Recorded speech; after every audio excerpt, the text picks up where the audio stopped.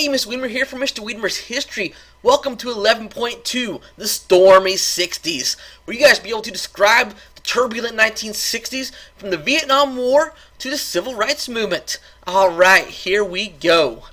Right, Vietnam War, 1959 to 1973. So like Korea, Vietnam was divided into separate countries. Remember, Korea was, the North was communist, the South was democratic, and it goes to war. The UN comes in, and we helped out in Korea to stop the spread of communism. And Korea was divided along the 30th parallel. So remember, the Korea War stopped the spread of communism. But next war, Vietnam, you think about something different? No. It's about the exact same thing. Different circumstances, same underlying concept. Stop the spread of communism. Alright, so just like in Korea, North was communist, South was not. So North Vietnam was led by Ho Chi Minh, right? And the South Vietnam communist rebels, known as the Viet Cong, began a civil war to gain control of the government of South Vietnam, so the entire Vietnam, the Indochina Peninsula, would become communist. That's their goal. Alright, so the U.S. is going to back South Vietnam, of course, because remember, containing the red, stopping the spread of communism. And so why Vietnam? Why does it matter? Alright, well, Malaysian rubber and tin. Malaysia produces large amounts of tin and rubber needed for our industries. Strait of Malacca is great for shipping. We need that. Food for Japan. Japan is our main source to stop. Remember, we nation built Japan. Okay, we destroyed Japan. Now we're going to build it back up democratically. And we're nation building, similar to what we're doing in Iraq today. Nation building, okay, is what we did to Japan, and we need them as an ally. And so, and they get their oil from Indonesia, and so we can. That's why Vietnam is very, very key to this part of the world. All right, another thing, the Domino Theory. Okay, if one nation fell to communism, the rest would fall.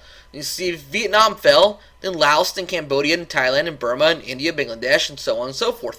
So if one country fell to communism, the rest would fall to communism. We just simply can't have that. Okay, we cannot have the ketchup bottle leaking out. We cannot have the dialect go and exterminate all capitalism. We cannot have that. Alright? We must contain the red. And so, if it means fighting another war to do so, then so be it. We must contain the red. So the domino theory, if one falls, they all fall. Alright, so the Vietnam just took over. This was America. throughout the 60s, foreign policy was Vietnam War, centered around that. Okay, President Eisenhower, Kennedy, Johnson, Nixon, all dealt with the Vietnam War. Okay, so Eisenhower and Kennedy are both going to give financial aid and military advice to South Vietnam, non-communist government. Okay, we're going to help them out, kind of just give them a hand to help them out a little bit. Then Johnson is when we really began sending troops, 1965. This Gulf of Tonkin resolution. Basically, Johnson's going to lie to Congress to get Congress on board to give him power to send troops to Vietnam. Okay, and so he says that our ship got attacked by the North Vietnamese in the Gulf of Tonkin. He already had his just draft written up before any of this happened. When it comes down to it, were we really attacked? Yeah, probably not. But Johnson, being the master politician he was, convinced Congress that we were attacked. Here's the evidence. And so we must send these troops to Vietnam and go to war. This is kind of similar to, after 9/11, the WMDs, Iraq had a weapon of mass destruction. They didn't. Okay, it's similar here. Okay, they attacked us. They didn't. But Johnson says we did, so Congress gives him pretty much all the power and to send troops who he wants. And so by 1969, more than 543,000 American soldiers were fighting in South Vietnam to stop the spread of communism, mainly because of the Gulf of Tonkin. Alright, as you see, in 1968, the troops surged, and that's going to be the height of the counterculture America, where people are against the war. And so 1968, so you see 64 to steadily climb up of the amount of soldiers, over 500,000 in 1968, right, before slowly declining after that. Alright, so with the Vietnam War going on, America, didn't support the war. And the bad thing is, if the people at home don't support the war, what are you fighting for? You're just going over there to die. What are you fighting for? And that's what, the Vietnam War is really known for. World War II, we were all about, let's stop Hitler, let's stop the Japanese. They attacked us, we're fighting for something. Freedom, democracy. And in here, Vietnam, it's like, why are we in this war? Why are we doing this? Why are we cleaning up France's mess? Why? And so, the war raged on, and more American soldiers died and died and died. For what? Alright? Many people begin to question and criticize the government involvement in war. It's a credibility gap. Why are we doing this? Why are you sending these people over here? Okay, it's not our job to police the world, people would say. People still say that today. Why are we involved in Syria and Iraq and Afghanistan and Yemen and, all these different countries? We're not here to police the world. We think we are as America. The leading superpower, we're here to police the world. In Vietnam, that's not our job. Let it be. Alright? But remember, we gotta stop communism. That's our main thing. Alright? 1960s anti-war protests erupted. Mainland college campuses where many of the young people were getting sent to war. Alright? And many of these young people, not, senators' sons and whatnot, like CCR song, just many college-age kids going to war, which created violence and protests. These people were just like, quit sending my friend to war. Quit sending me to war. I don't want to fight this frivolous war. That means nothing. Quit it. Alright? And so America just went into chaos. Violence primarily on college campuses. People burning draft cards. People evading the draft. It was just a violent time in America.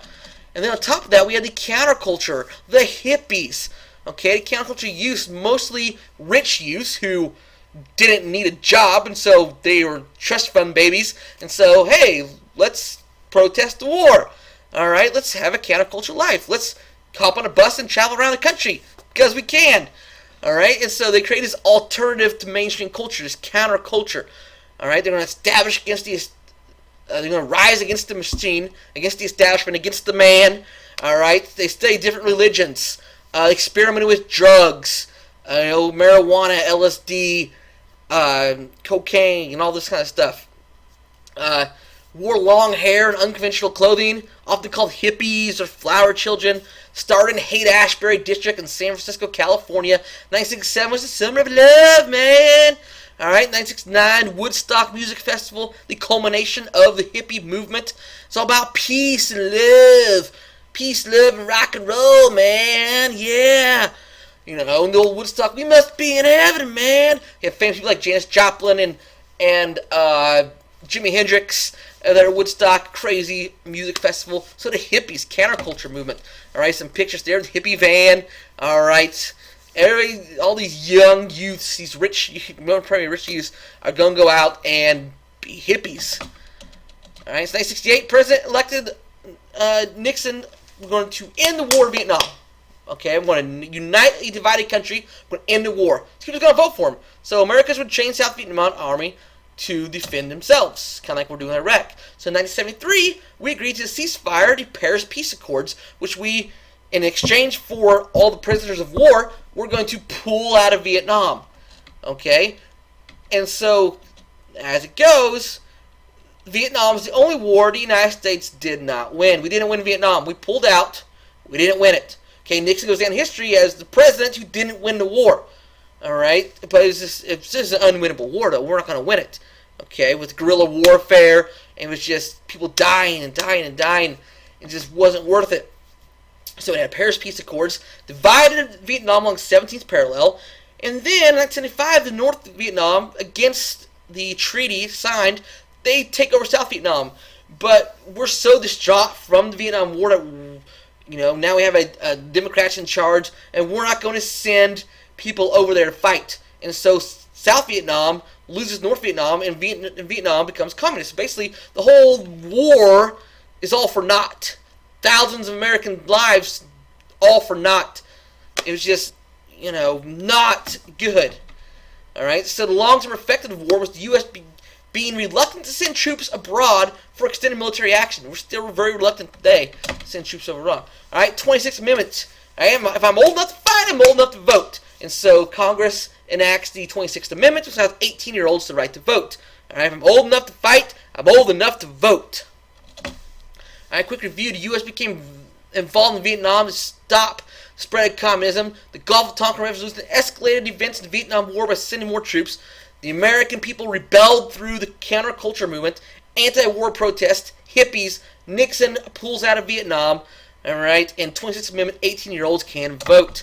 All right, let's do a quick bit of the Civil Rights Movement. Martin Luther King Jr., all right, led Civil Rights Movement. African Americans are, enough's enough. After World War II, they're going to gather together and we'll get equal rights. Okay, so Kennedy took office in 1961, became a strong proponent of the Civil Rights Movement. He proposed to end segregation. Movement led by Martin Luther King Jr. Okay, he talked about non-violent struggle. Okay, don't go violent. You need non-violent. So he modeled after Mahatma Gandhi. He led Montgomery bus boycott. All right, Rosa Parks sits in the front, refuses to give up her seat. She goes to jail and gets fined like $10. All right, King was huge. March in Birmingham, Alabama, 1963. Remember, non-violent. It's all about non-violent social disobedience. All right, and police use fire hoses, dogs, drive back protesters. All right, Brown versus Board of Education, desegregated schools versus Plessy versus Ferguson. All right, state is separate but equal. Okay, very big court case. Brown versus Board of Education, desegregated schools. African Americans and white Americans are going to go to school together. Okay, 1954. All right, Brown versus Board of Education.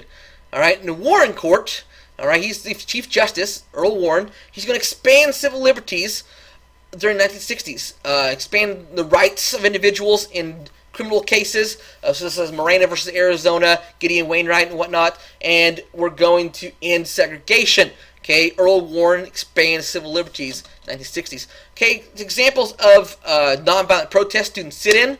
We're going to sit at the counter until we get served. In the whites only section. Freedom Riders, road buses through segregated terminals throughout the South. 1961 met with violence. KKK members, beat the tar out of these Freedom Riders, and the cops did nothing. Remember, many of the members of the cops were members of the KKK, and one famous incident, they arrived like 2 hours late.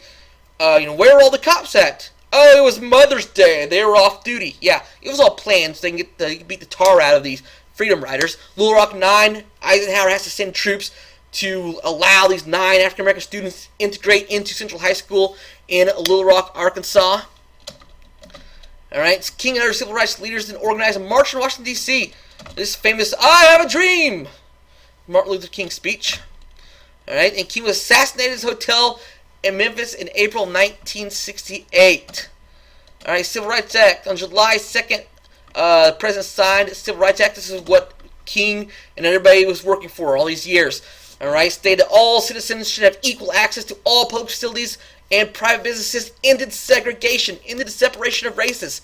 All right, forbade discrimination in education, strengthened the right to vote, outlawed job discrimination based on race, sex, religious, and national origin, and then Voting Rights Act of 1965, many call it the Second Civil Rights Act, and more important than the Civil Rights Act, which helped pave the way for more African Americans and minorities to be able to vote. Okay, Civil Rights Act of 1964, Voting Rights Act of 1965, helped end segregation. Affirmative action helped increase educational and employment opportunities for women and minorities. They didn't get a fair shake. Some people call this reverse segregation, reverse racism, because it gives, unfair advantage to African American women. But some say it's necessary because they need an advantage so they can equal things out. All right, Cesar Chavez, he's going to form the United Farm Workers Organization Committee. He sees the migrant Mexican farm workers in the West, Southwest, and they need better work conditions, and so he's going to organize these groups together. Cesar Chavez, okay, Chavez Ravine, where Dodger Stadium is today in Los Angeles, named after him. Okay, very famous to help out migrant workers. All right, let's review. You became involved in the Vietnam War to stop spread of communism. Gulf of Tonkin resolution to escalate events in the Vietnam War. American people rebelled, counterculture. Anti-war protests, hippies, Nixon pulled out of Vietnam, Paris Peace Accords, 26th Amendment, 18-year-old can vote. If I can fight, I can vote. All right, Civil Rights Movement led by Dr. Martin Luther King Jr. practiced nonviolent social disobedience, sit-ins, protests, boycotts. Many southern states challenged this. Civil Rights Act 1964 ended segregation. Further vaccines. Cesar Chavez. We're going to get things better. Alright, till next time, study history.